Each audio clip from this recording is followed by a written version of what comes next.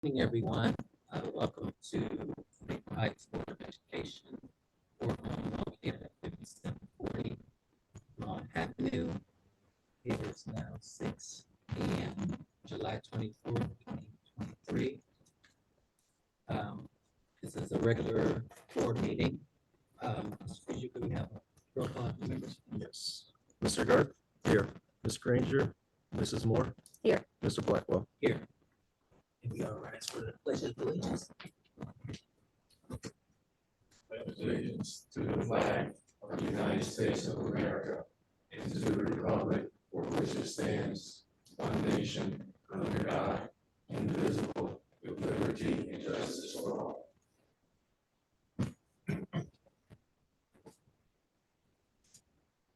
Now, per Ohio Revised Code, now that we have a vacancy for the board president position, the board vice president will now become a new board president following this oath of office.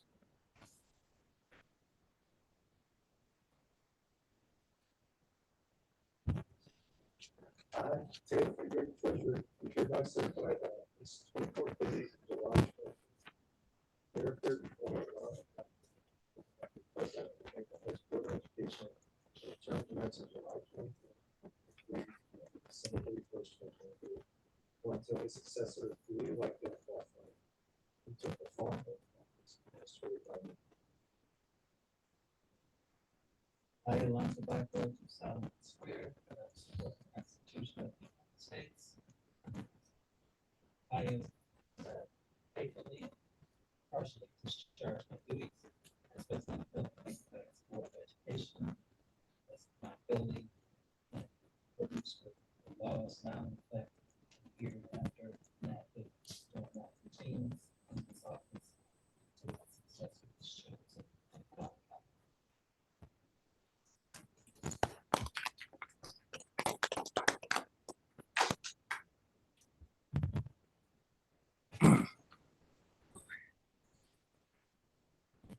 Motion now to, for the adoption of the official agenda.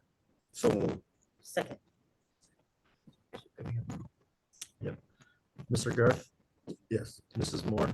Yes. Mr. Blackwell? Yes. And so now we're gonna move on to reading, signing the minutes of the June 23 meetings. Meeting June 12th. Make the O and June 26th a regular meeting. And also there are corrections to the minutes. Dean of Students for Abraham Lincoln rather than Barack Obama School. So moved.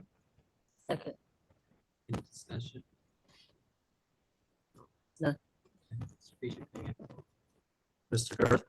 Yes. Mrs. Moore? Yes. Mr. Blackwell? Yes. Okay, now we'll have a report from treasurer. Thank you, Mr. Blackwell, board members, Dr. Keenan. Before you today, I have the recommendations for resolution 23-58, which is a resolution for approving payments of the bill for the month ending June 30th, 2023. I also have the financial statement and bank reconciliation for the month ending June 30th of 2023, and the fiscal officer certificate pertaining to district invoices. With that, I recommend Treasurer Section 2, items 1 through 3 for your approval.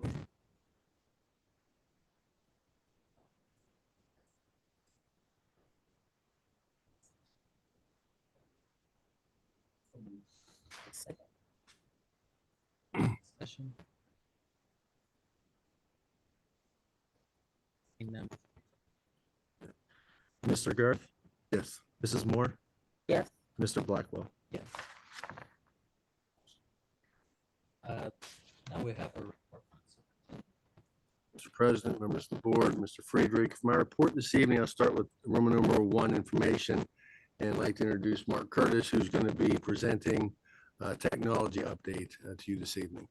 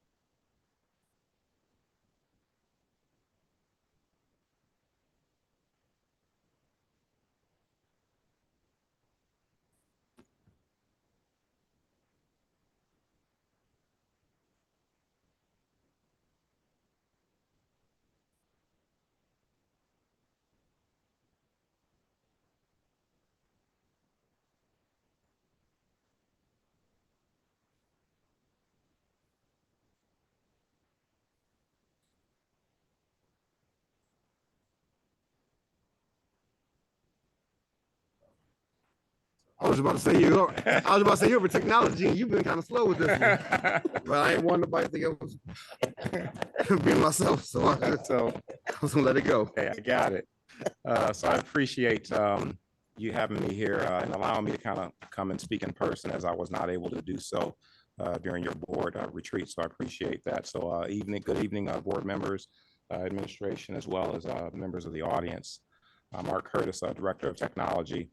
And I'm going to be speaking on the DEI committee, which I chair as part of the district, as well as the technology initiatives and kind of what's going on currently. So we'll start with DEI. And for the 22-23 goals of this year, my portion of DEI, which kind of overlaps a little bit with other departments, but specifically mine, was specific to overseeing that we were going to conduct a curriculum inventory for cultural relevancy. We're also looking to expand DEI efforts and focus to include other multiple groups. Example would be ELL students or LGBTQ students and so forth.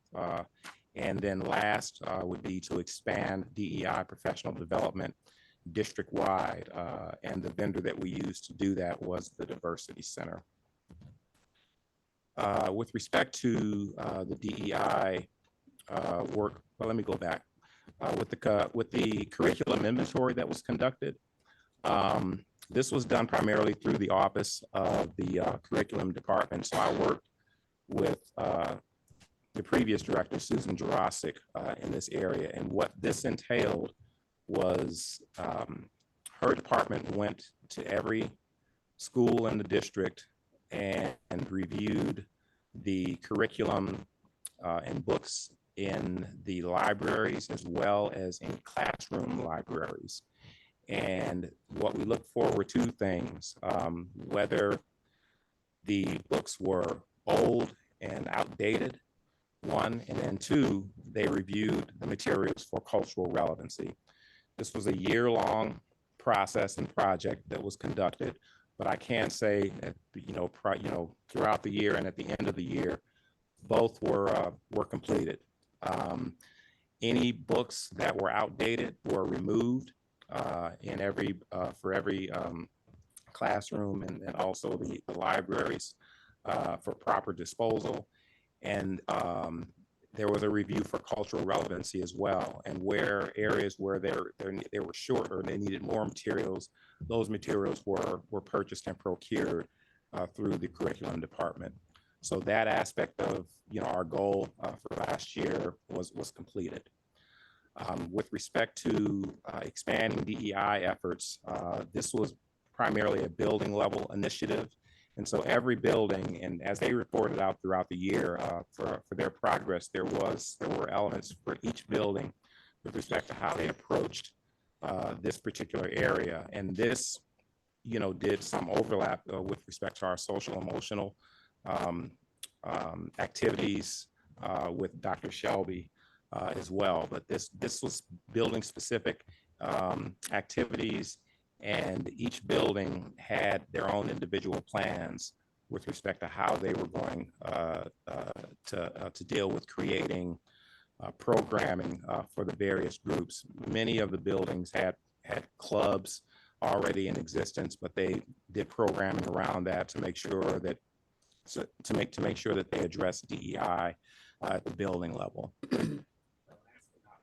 With respect to this slide, expanding professional development in DEI district-wide. This was done over the course of last year, and we leveraged our already scheduled PD days, and we used the Diversity Center to do this. And overall classifications, so whether it be classified staff or certified staff, everyone was included, including central office staff as well. They were all trained in DEI, and they were all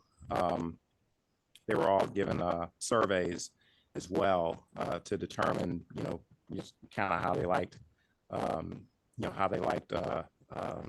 training. The Diversity Center also distributed reports, and each building got their own individual reports with respect to kind of what the staff feedback was, and also what they would be interested in doing for this coming school year. So some of the areas with respect to the DEI feedback that they got was building relationships across differences in learning environments, looking at systemic inequities in education and their impact on students, staff, and schools. Another area was continuing to support and including LGBTQ students and families in their schools. Also, they wanted to look at examining disciplinary practices and their impact on schools' interaction with the judicial system. This is often referred to as the school to prison pipeline. And then last but not least was looking at culturally competent education for teaching about and across cultural differences. So these are all the surveys that were administered across all the buildings. These were the common areas that pretty much they got feedback about, like what they would like to do. So what we're going to do as a DEI committee is kind of look at this and work with the individual buildings around, implementing some of these things that they say that they wanted to do this coming school year. We've offered that they can continue to use the Diversity Center if they like, or develop some programming internally for these 5 components that they expressed interest in. Okay. So with the DEI survey feedback, I kind of talked about, kind of how we're going to approach that. Then we're going to also look at the building level design, help them design that. We talked a little bit about it during the administrative retreat that was earlier this summer. We'll engage them again to kind of piggyback on some of the things that they expressed and interest, things that they're interested in. We're also going to do another survey, push another survey out when they return, when they come back, just to make sure that we're covering all of our bases with respect to, making sure that that we're getting as much feedback as possible so that we can plan moving forward for this coming fall. Last year, the DEI committee met 8 times over the year. This coming year, we're going to meet on a quarterly basis. It was feedback that we got that they'd much rather meet on a quarterly basis. So we're going to do that this year. And the work that we do will be overseeing what we're currently doing ongoing, some of the social emotional work that we're doing, the building transitions, which we did last year, we continue to do this year. We're going to do that again this coming year. And then we'll build on some of the PD that they asked for as well. That will be our primary makeup of the work that we do as a DEI committee. Is it quarterly? What was it before? Last year we kind of met, as members were available. It was 8 times last year that we met. 8 times. Yes. Okay. And the feedback was, we asked at the end of the year whether we want to continue to work that way. The consensus was that if we met quarterly, we could have just preset dates already throughout the year. So that way we wouldn't have to, gauge, what people's calendars were, and, because that's kind of how we went month to month. And so to be a little more consistent, we figured we would just do it quarterly. And that we'll also be changing a little bit of the makeup of the committee as we've had some changing in staff, and also with respect to the Board of Education, kind of work with the superintendent on and identifying another board member to serve on that committee as Jalen is no longer, Mr. Brown is no longer here. Okay. The makeup of the committees. Yeah. We have parents on the committee. We have teaching staff on the committee. We have non-teaching staff on the committee. We have building administrators, I would say, on the committee, as well as central office staff. we wanted to make sure we have a nice cross-section of representation so that we can capture all kind of views and perspectives. But that's the current makeup of the committee. Okay. Any other questions? Yeah, I do. So going from 8 times to quarterly, how do you feel that that's gonna be more effective? Well, we figure what we want to do is try to be more in line with the reporting out of the district's strategic plan. And if we met along the same time, we could offer feedback as well that's consistent with when the buildings report out, as well as central office report out to you guys. So that was the rhyme or reason for changing it to quarterly. I know this is a big thing for us, but it's diversity, equity, inclusion. I just want to make sure that we don't lose focus on it by reducing our meetings. Yeah, I'm not a proponent of a whole bunch of meetings if you don't need them. So, but I just want to make sure we don't lose focus on it.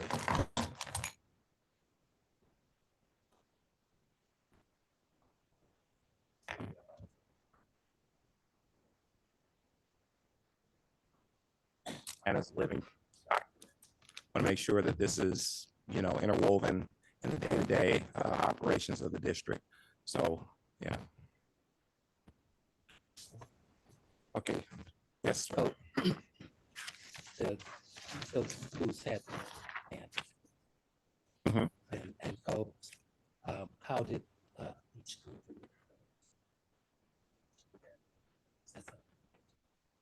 I can give that to you at a later date. But I know that, each individual school, and this is specific to the individual groups. When they reported to the committee, they reported the clubs that existed and the activities that they had designed around that. But I'm happy to kind of get that information specific, and I can get that to you at a later date. Okay. Any other questions? Okay, so I'll move on to the technology infrastructure piece. This kind of gives a snapshot of the level of activity with respect to work orders that we get. So we work on a lot of what we do is track in the system called ML work orders. And so my office, as well as the business manager, we use this for purposes of knowing and understanding what needs to be done, where it needs to be done, and who's requesting it. And so we track this data throughout the year. And so what you see before you, the 3,789 work orders were the total work orders. 55 were the total that were open, and then 3,734 work orders were closed. That represents 98% completion, which is up from last year. We always try to improve from year to year, but the open work orders were primarily, we work with the HR department in offboarding and onboarding. And so we track this through the work order system. And so this is an ongoing basis, but the 55 were of that nature. There we were onboarding staff, and there are certain things that we have to do as a tech staff when someone leaves, in terms of making sure that their account access is taken care of, that they no longer have that access, emails and any systems that they have access to, as well as if anybody is onboarded, any technology that they need to have, any access to specific programs and things like that. So we track that through ML work orders. So that kind of represents the outstanding work orders. And obviously that's a fluid process. We're still onboarding and offboarding as we speak right now. But for purposes of just efficiency, the department has done extremely well in that regard. Also, the level of staffing has not changed as well. We have 3 specialists that handle kind of break fix things, if you will, and then we have 1 lead tech, and that person works directly with me in the day-to-day operation of the district with respect to technology.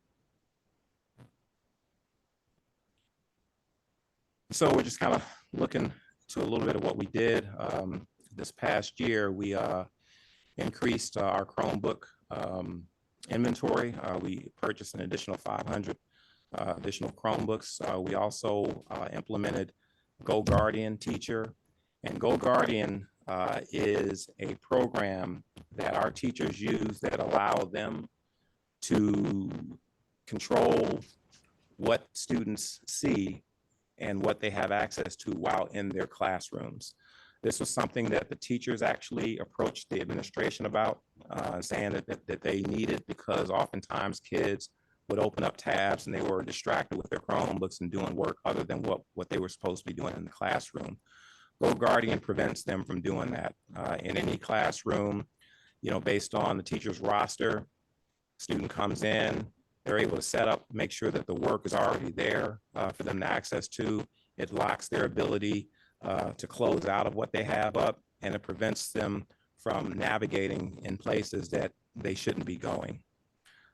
So last year was the first full year that we had this implemented. And so we had over 80% of the teachers were using it on a regular basis. This is a report that we got at the end of the year from GoGuardian, and they give us this data. So now we know that, probably the 20% that wasn't using it regular, we know that there's probably going to be some professional development that we need to do and administer at the building level, since this was the first time that we did it, but pretty high usage rate for a first time using a program like this. So we are planning to do more training this year. All new teachers will also receive formal training in the use of GoGuardian, and we'll continue to work with the curriculum department in making sure that teachers not only do they understand how to use it, but that they're using it efficiently as well. Okay. And then last on this slide is E-Rate project implementation. And for those of you who are not familiar with what E-Rate is, it's a federal program where we're able to get reimbursement from the federal government based on certain kind of projects that we do. For our district, we get 85% reimbursement for these programs, but there's a process that you have to do in order to apply for these dollars. We work with a consultant in submitting the paperwork and getting everything in, but this has allowed us to really expand our wireless networks throughout the schools. And so when we have testing, mass testing and things like that, the more wireless access points that we have, the less stress on any particular classroom or any room, because it can accommodate more users. So we're continuing to do that. Even as we speak throughout the summer, we're continuing to expand the wireless access points throughout the district. Okay. Any questions on this slide at all? Okay, so summer projects. As you can see, there are a number of items that we have here, the interactive flat panels, additional wireless access points, which I kind of talked about, halo sensors, disposal of obsolete technology, summer refresh of staff and student devices, and then an additional 600 Chromebooks that we purchased. I'll start with the top one, is the installation of the interactive flat panels. What you're looking at here is kind of an example of what we've been doing, but we are currently in the process of installing interactive flat panels in every classroom in every building in the district. Like these were? Yes. So these are replacing what you see above that with the projector, the Epson projector that you see right there. So we're replacing all of the projectors in the classrooms with the interactive flat panels. We've leveraged ESSER dollars that allow us to do this. And so right now, as we speak, every building is complete, and we accept Lincoln. So they're currently working at Lincoln right now. And we hope to be complete with Lincoln either this week or early next week. And so what teachers are able to do with the interactive flat panels is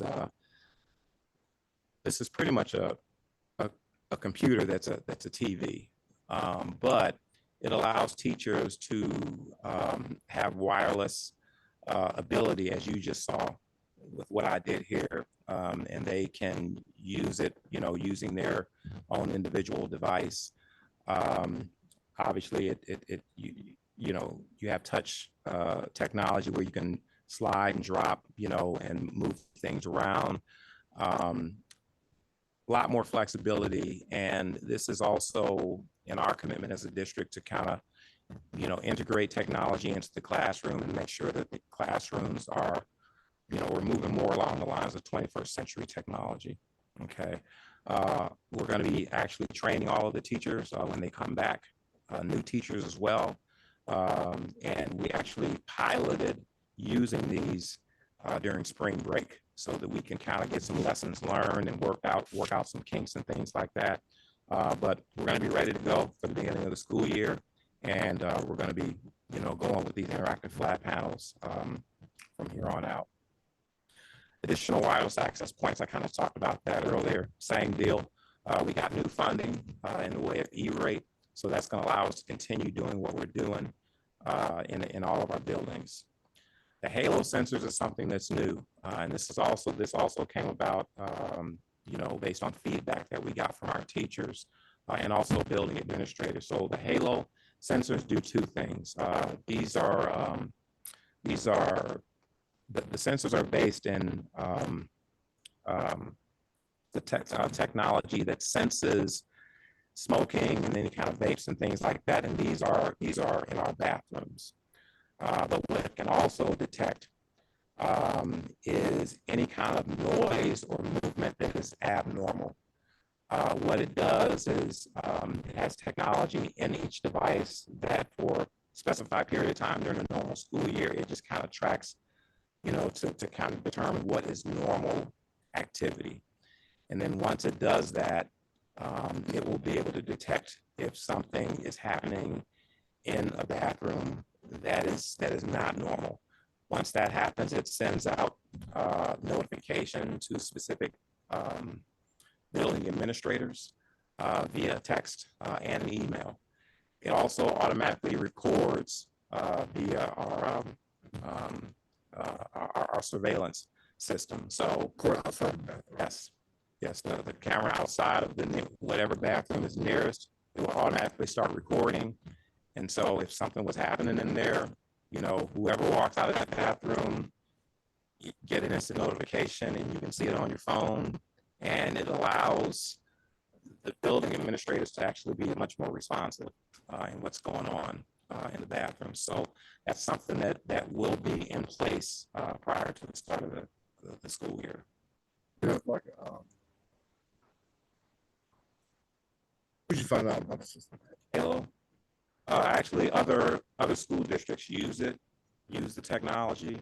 So when they expressed interest in the tool, I got with my tech friends around other districts, started asking questions, and this product was the one that came up. There are other products that the districts use, but this one in particular ended up being the one that is most reliable. And also, they have a partnership with our Information Technology Center as well, which makes the integration seamless. So that made it easy for us to use, and it also easily integrates with our current camera software as well. So that was the reason. So is it going to take, how long does it take for these sensors to, I guess, become smart? I was thinking it takes time for them to, so it's going to be a year. Oh, no. It's more like a week or two. After a week or two, they would know what's normal and what's not. Yeah. And so again, it seamlessly integrates with our current software system. So we didn't have to download or get new software or whatnot. It automatically connects with what we have that already exists. The disposal of our obsolete technology. This is something that's kind of an ongoing process, but we like to do this in the summertime because we don't have a lot of activity in the buildings. But we have companies that come by and they either purchase obsolete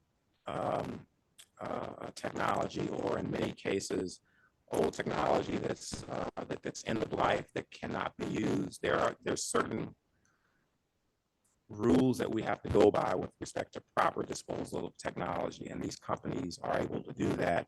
And they do it for free. They come and just pick it up and they dispose of it. So we're continuing to do that on a regular basis, but we expect to be done, with everything that we have by the start of the school year with that process. And then the next bullet point is the refresh of staff and student devices. This is something that we do every year. All of the staff that have devices, we re-image them. We update the software on them so that when they come back, they're ready to go. And with respect to the student devices, we want to take a look at them. We want to make sure that, that there's no damage to them as well. Make sure that we service them so that when they come back, they can be redistributed for their use. And then the last thing is the 600 additional Chromebooks that we purchased. Myself and the superintendent, we actually worked on a plan, a 4 or 5 year plan of rotating and bringing new technology, new Chromebooks into the district. And so we started it 2 years ago, actually. So this is just the normal cycle of things with respect to our Chromebook purchases. Each Chromebook has a lifespan of about 4 to 5 years, 6 if you push it, depending on what the model is. And so this is going to allow us to really push out, when we're going to need, any new technology when we continue refreshing and buying new Chromebooks. And each new Chromebook comes with some warranty coverage as well as protective cases so that we're able to minimize any loss due to damage. Yeah, it was a year prior. Okay, that's a year prior. So the 600 is for this coming school year. Okay. Yeah. We get a lot of This year, you know what? Yeah, we did get at the lower grade levels, and even some at the middle school. Middle schoolers are hard on the hard on the technology, but the upper levels not so much. Lower levels, the little kids, they drop them, which is why we got the protective cases. Sometimes they misplace them. What we found, though, most times was kids would pick up a Chromebook because they all look the same, and they would end up with somebody else's Chromebook. And so while we thought they were lost, they weren't actually lost. We actually had everybody turn in their Chromebooks prior to the end of the school year, and that's what we found. In the system, it was coded as lost, but when they were all turned in, we went over all the inventory and we were able to locate a lot of Chromebooks that were reported as lost, but actually weren't. Other students were using them. Any other questions on this slide? Okay. And this slide is pretty much kind of where we're going for the 23-24 school year. I know that Mr. Nyamke reported on the Homework Center and the Wellness Center. He and I are collaborating on this project, as you well know, both with respect to the Homework Center in particular. This is where, on my side, we talk about a gaming type setup that we're looking at. And we actually visited Akron, University of Akron. They have a pretty robust program there. And then locally, myself and my lead tech visited Bedford City Schools, and they have a setup there as well. So I wanted to make sure that we kind of understood, what kind of technology was involved with this. And I found out a lot. The computers that they use are very specialized. They require a lot of memory and other hardware, as well that needs to go along with it, all the way down to the mouse that they use, as well as the monitors that they use. Like they are a specific diameter monitor that they have to use in order to be able to do the gaming systems. And there are also different kinds of software programs that they use as well. But we're going to be looking at about 15 units for the Homework Center for gaming purposes. And this also includes furniture as well, chairs that they use as well, that are kind of equipped with sound and so forth and so on, and specific tables that they also use. And then the other side of the Homework Center with respect to technology is going to be kind of more of a laid back environment, but they will be able to use their Chromebooks to access, any kind of curriculum that they use online. They'll be able to do it there. And we're looking at about maybe 10 stations for them to have the ability to do that for homework purposes. I've already kind of worked with Muwata and the architect to make sure that the space is functional, and also from my part, making sure that we have the capacity to support it via servers and wireless access points as well. For the homework center, with the student wellness center as well, we're looking at additional wireless access points for that area, and also monitors in that area as well. We did a walkthrough with Muwata as well as the architect and my lead tech to make sure that we're going to be able to support this initiative on the tech side for those two major initiatives. But we're looking at the timeline is going to be dictated by when construction happens. And so again, my office and his office have been working very closely together. So as soon as things kick off, then my portion will kick off depending on where they are on the build out. The media center makeover is specific to when I was talking about the curriculum inventory. So curriculum inventory is phase one. Phase two of that project has to do with looking at these spaces once we've kind of revised the hard curriculum and remaking these spaces. So at the high school and the middle school, they're looking more of a college feel, student union feel, if you will. Remaking that space to make sure, more comfortable chairs and seating, monitors, connectivity, and accessing different, kinds of STEM-based curriculum. Instead of your traditional library format that you see right now. I started working with Susan on some concepts and things like that, and also functional furniture as well. At the elementary level, it's more makerspace type environment, more hands-on activities, STEM, heavy in STEM at the elementary level. Again, remaking the space, more functional furniture, where kids can kind of move around and not confined to any one space per se, but making that space more functional as a makerspace at the elementary level. So that's something now, obviously, I'm going to be working with Dr. Price and picking up the ball with her and working with some folks that I have, vendors that do this, and seeing what her vision is. But that's phase two of when we did the curriculum inventory. Okay. And then the last item on this slide is SWANK K-12 video streaming. And the reason that we're going in this direction is because now that we've moved in the direction of having interactive flat panels, the flat panels do not work with the DVD players that teachers currently use for purposes of the projectors. They're not compatible with this new technology. So we're going to go with streaming, where teachers will have access to a portal, and the very same movies that they use for as DVDs will be available to them online. The district will have a license of all the movies that they want, and they can actually choose additional movies that they would like to use as well for instructional purposes. All the movies in K-12 and SWANK K-12 video streaming have already been pre-vetted, and they're also aligned with, making sure they're age appropriate as well. So that's not work that we have to do.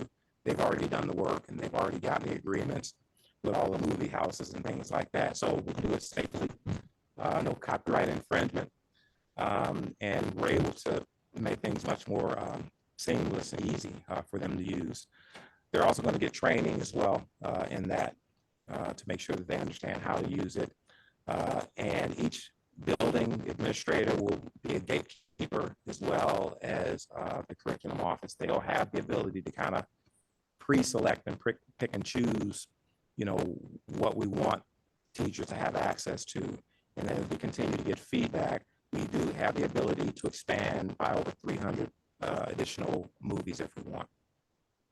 Okay, so that's something that's new that's coming for the 23-24 school year. Any questions? Do, but this is going back to your first slide for that diversity and inclusion. When you said they had conducted Requiem inventory of cultural relevance, Yes.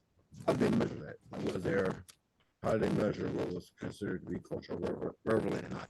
Was I that would like have to, and I'd have to check back with, well, now Susan's not here anymore, but I know that she kept me abreast. They had meetings all throughout the year where they tracked. decision was it one person? Yeah, oh, no. There's, yeah, she had a separate cultural, I forget what she called it, but it was a committee specifically designed to assess and look at material for cultural relevancy.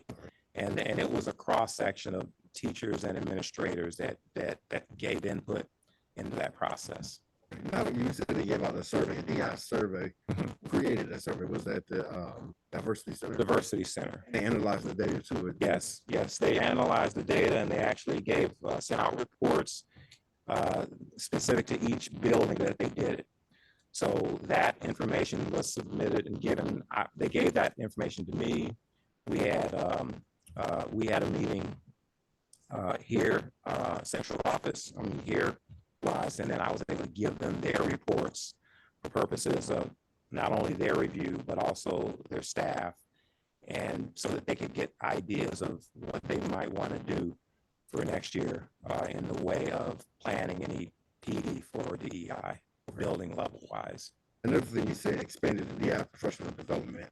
Are we saying we just added DEI professional development, or we already had it and we offered more? Yeah, we had it. We were already doing it, and we were doing book studies and things like that. And so this was something that came out of feedback from our collective bargaining units that they said that they had an interest in wanting to do something district-wide where everybody got the training. And so that's why we collaborated with the Diversity Center to make that happen. And Diversity Center, how was that chosen as a vendor? I was curious of it.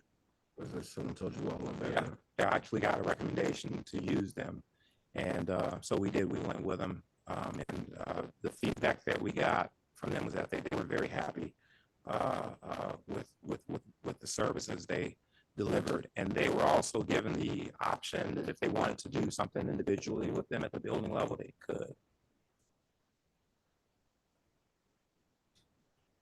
Last year's PD was every district-wide PD day that we had. Correct me if I'm wrong, I think there were 4. Every the days that you guys approved for PD days, there was an implementation of this at each one of those days. And we actually increased the number of days this year, and so there'll be additional support. Yeah, so we took advantage of the days that we had, and we worked with the Diversity Center to kind of schedule that out. And we did that months in advance, so we were able to pull that off. I worked with Ms. Honeycutt's office to make that happen. No.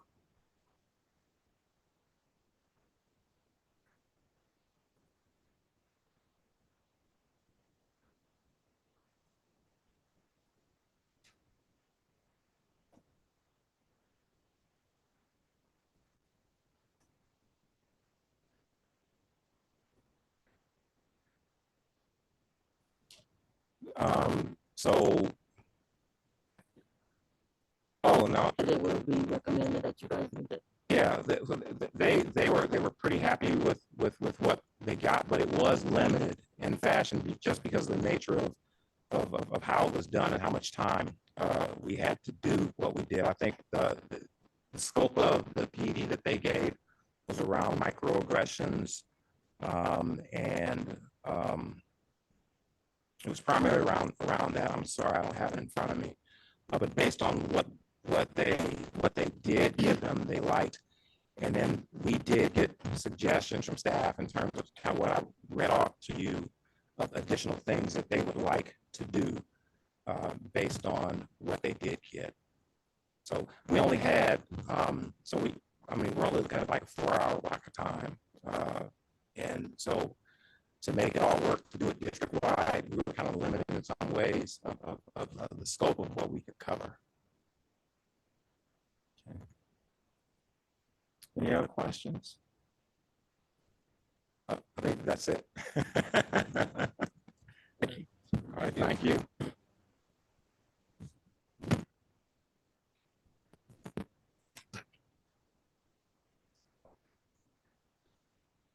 Recommendations under Roman numeral 2, recommendations 1 through 4, and under personnel recommendations, Roman numeral number 3, sections 1 through 9. For your approval, please.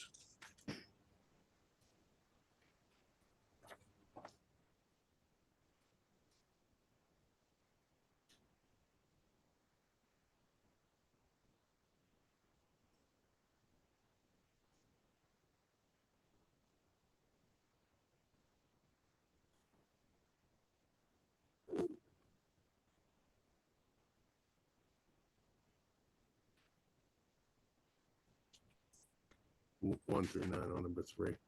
1 through 9, sorry, 1 through 9.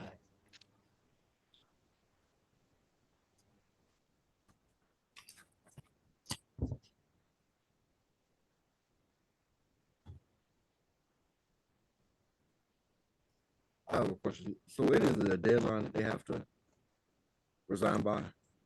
July 10th before they would have to get, otherwise they have to get a release from the other district. Okay. So everybody else after July, we gave a release to? All the ones that we have on here, they've received either releases or they were done before July 10th. Okay. Second.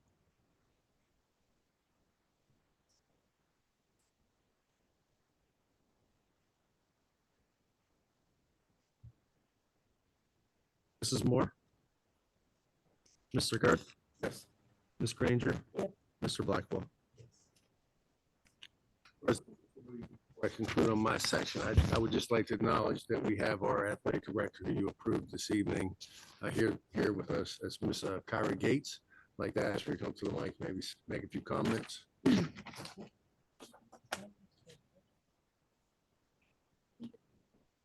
Evening. I'm Kyra Gates. I sincerely appreciate the opportunity to work in the District of Maple Heights. I'm looking forward to the school year, and if you guys have any questions, I'm more than welcome to answer them for you. Sure. As a volleyball coach, I came from Garfield. It's my full-time job. I came from Cleveland Metro School District. Well, district. Thank you. Thank you. Same here. Any other questions? Got some big shoes to fill. Okay. I'll keep that in mind. All right, thank you. You're so funny. Thank you.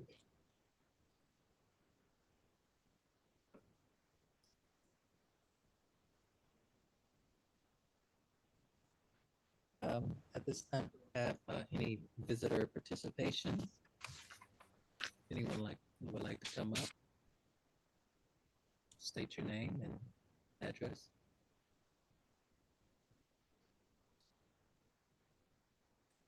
Seeing that we don't have any, we're going to move into executive session. Can I have a motion to move into executive session? So move. Executive session will be for personnel and legal. Okay. Mr. Garth? Yes. Mrs. Moore? Yes. Ms. Granger? Mr. Blackwell? Yes. We will take no action after the executive meeting. Are we going in there? Are we staying here? Okay.